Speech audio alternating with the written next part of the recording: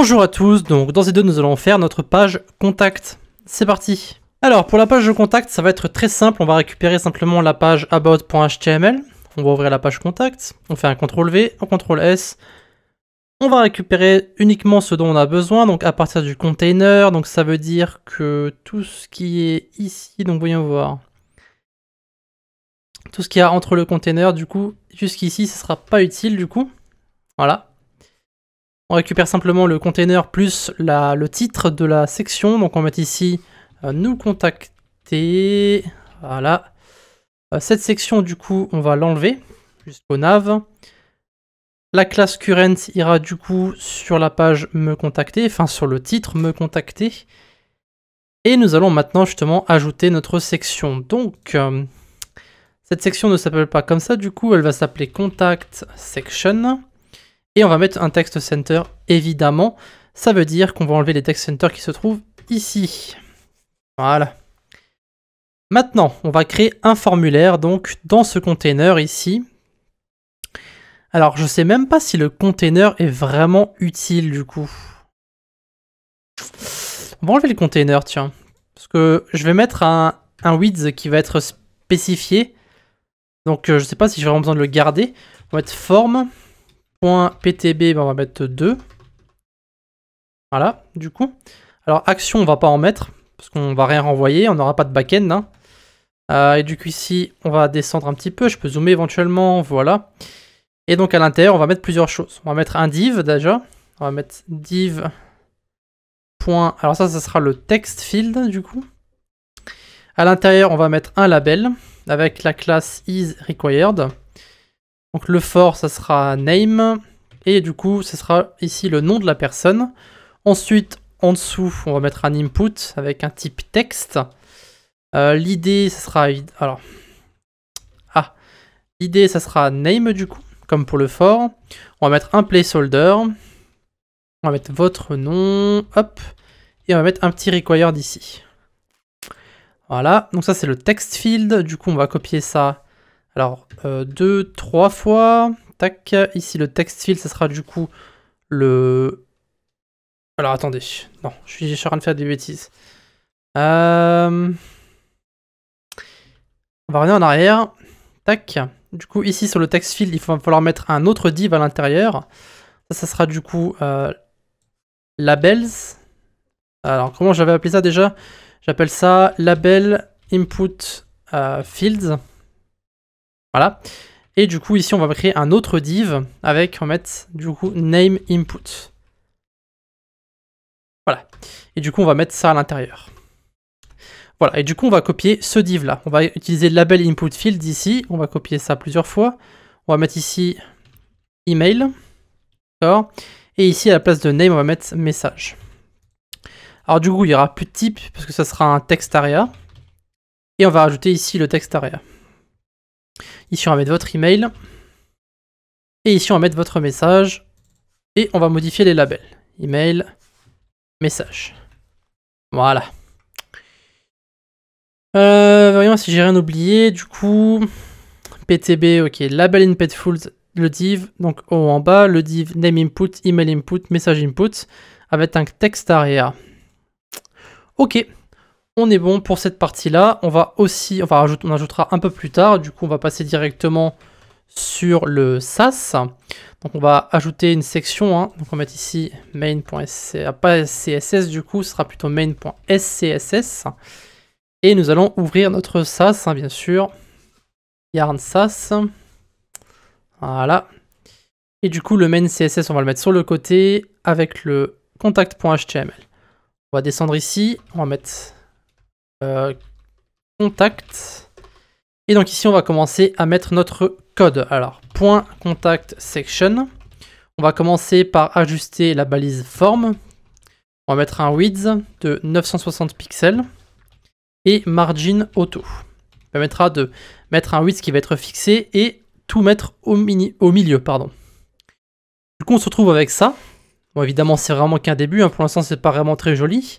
On va maintenant modifier le text field, du coup, enfin label input fields. Donc ça sera .label input fields. Et ici, on va utiliser grid template area. Donc display grid. Alors je l'avais pas encore utilisé. Je me suis dit allez pourquoi pas. Du coup on va mettre grid template area. On va sauter une ligne évidemment. On va mettre d'abord name et email. Et après on va mettre message. Voilà. Parfait. On va mettre un grid gap évidemment de 1.2 REM comme d'habitude. Et un margin bottom de 0.8 REM. Je pense que ça devrait suffire. Voilà. On va voir à quoi ça ressemble du coup. Ok, donc on a le nom, l'email et le message. Évidemment, pour l'instant, c'est pas vraiment bien mis. Donc on va un peu modifier tout ça. Il va falloir qu'on assigne les différentes areas en fait. Donc ce qu'on va faire, c'est qu'on va d'abord modifier le label et l'input. Donc ici, à l'intérieur de notre text field, on va mettre toutes nos différentes, tous nos différents sélecteurs. Donc on va mettre label d'abord, on va mettre display block et text line left. Ça va permettre justement d'avoir donc nos trucs en dessous et nos différents noms qui sont mis sur la gauche. Maintenant, on va gérer la partie input et text area. On va mettre une bordure, 2 pixels solides et on va mettre D4, D4, D4. Je sais que c'est un blanc un peu noir. Border radius, on va mettre 5 pixels. Un padding à l'intérieur de nos boîtes de 0.7 REM. Margin top, donc ici une séparation entre notre input et notre label. On va mettre 0.3 REM. Et enfin, on va mettre un width de 100%. Voilà. Ok, parfait. Ça ressemble plus ou moins à ce que je voulais. C'est peut-être un petit peu trop gris à mon goût, mais c'est pas très grave. Maintenant, on va devoir assigner nos différentes zones. Voilà, comme ça sera fait. Point name. Alors j'ai mis name input, yes. Donc, ça sera grid area name. Donc ici, on va simplement assigner la zone au nom que vous avez mis en haut ici. Donc name, ça sera le name input, etc., etc. Donc ici, au lieu de name, on va mettre email. Et ici, au lieu de name, on va mettre message. Voilà. Comme ça, c'est clair que vous avez le nom, l'email et le message qui va prendre tout le long. D'accord? Si on ne met pas ces différentes zones et qu'on ne les assigne pas, tout est assigné automatiquement. Alors, c'est assigné automatiquement et vous pouvez voir que le message se met ici. Et que ceux-là, ils se mettent juste l'un à côté de l'autre. Alors que si on met ici, on assigne différentes zones, vous pouvez voir que le message va maintenant prendre tout le long. Et bien entendu, il faut faire la classe isRequired. Donc ça, c'est en fait la petite étoile à côté de nos différents labels. Donc ici, ce sera after. On va mettre content, une petite étoile du coup. Vous pouvez mettre ce que vous voulez encore une fois. Hein. On va mettre color DC143C et on va mettre un padding left de 0.2 REM. Voilà. Et du coup, on a maintenant notre petite étoile. Alors 0.2, c'est peut-être un petit peu trop. On va mettre 0.1. Et on va laisser 0.2. Voilà. Parfait. Donc évidemment, pour l'instant, c'est pas très joli avec le footer, mais de toute façon, la page de contact, c'est toujours un peu bizarre parce qu'il faut... On va dire que... Vous mettez votre formulaire, après vous mettez vos différentes façons de vous contacter, et après vous avez fini. Donc le problème, c'est que la page en général est vide. Donc le footer n'est pas vraiment nécessaire puisqu'on va mettre les informations ici, mais je vais le laisser quand même. Et le truc, c'est que il faudra qu'on revienne éventuellement pour remplir la page, vu qu'elle va être un peu vide. Maintenant, la question, c'est qu'est-ce qu'on va mettre comme information? On va mettre section. Vous savez quoi? On va copier ce qu'on a fait là. On va l'appeler contact info section du coup. Text center c'est bon, container, et nous on va mettre un container cette fois-ci vu qu'on n'a plus de formulaire.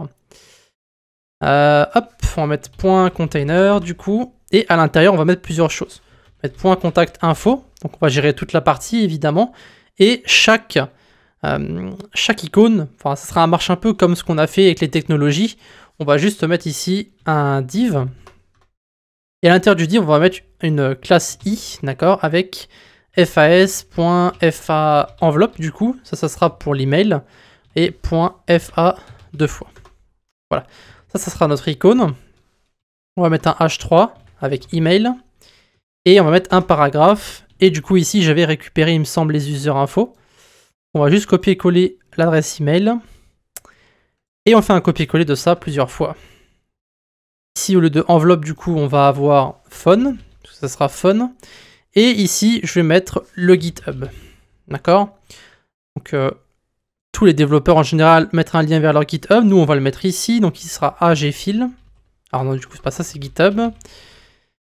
En dessous, on aura @gfil. Donc, c'est comme ça hein, sur GitHub avec un arrobase. Et du coup, pour le téléphone, on va mettre plus 33.7 et après on va mettre un truc au hasard. Voilà, peu importe, de toute façon c'est pas un numéro légit, hein. N'essayez pas d'appeler, de toute façon c'est pas un numéro français quoi qu'il arrive. Alors voyons voir à quoi ça ressemble tout ça. Ok, du coup ici c'est pas FAS, c'est FAB pour le coup.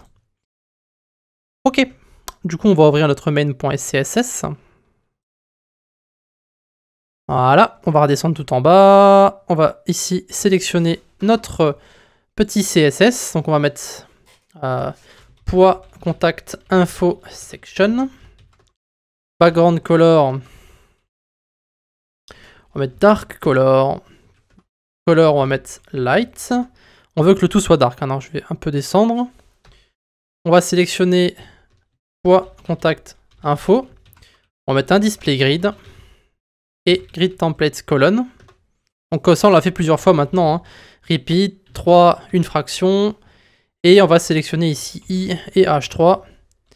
Et on va mettre un padding bottom de 0,4 REM. Voilà. On va voir ce que ça donne. Ok. Bah voilà. C'est à peu près tout. Adresse email, numéro de téléphone, GitHub. Pas vraiment besoin de mettre beaucoup plus. Hein. Comme Ah, attendez, on a oublié quelque chose ici. je viens de l'oublier. C'est quelque chose que j'oublie d'ailleurs la plupart du temps. À chaque fois que je fais un formulaire, c'est assez rigolo. Enfin rigolo, je sais pas si c'est rigolo, mais ok. Du coup, ici, juste au-dessus du formulaire, on va mettre un bouton, n'est-ce pas? Donc de type submit. Évidemment, parce que l'on a oublié. Donc envoyer message. Et ici, on met une classe du coup de BTM-CTA. On avait oublié le petit bouton ici pour envoyer le message. Hein.